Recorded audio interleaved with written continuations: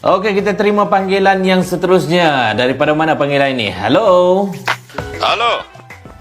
Siapa sana cakap? Ali bercakap ni. Dari mana Ali?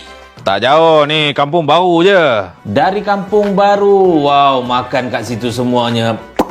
Baik Ali. Okey Ali, nak tunjukkan lagu untuk siapa Ali? Tak nak. Saya tak nak tuju lagu semua ni. Saya tak nak lah, mengarut ni. Tapi sekarang ni kita tengah tuju lagu Ali. Saya lapar tau tak sekarang ni.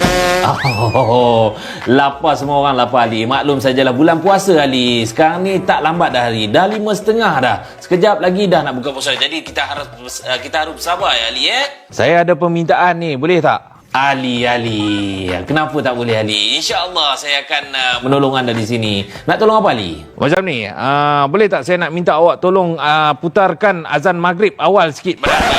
Takut saya dah tak boleh tahan lah. Menggeletar saya, badan semua menggeletar ni. Apa? Azan maghrib awal? Gila? Mak bapak hantar ajak semua ni?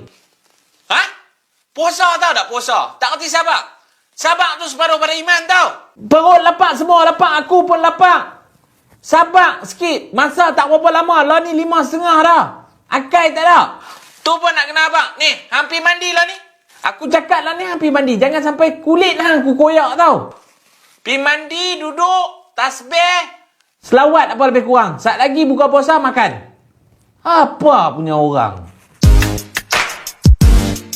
Ya, tuan-tuan dan puan-puan, kita masih lagi di ruangan seterusnya. Saya DJ Link.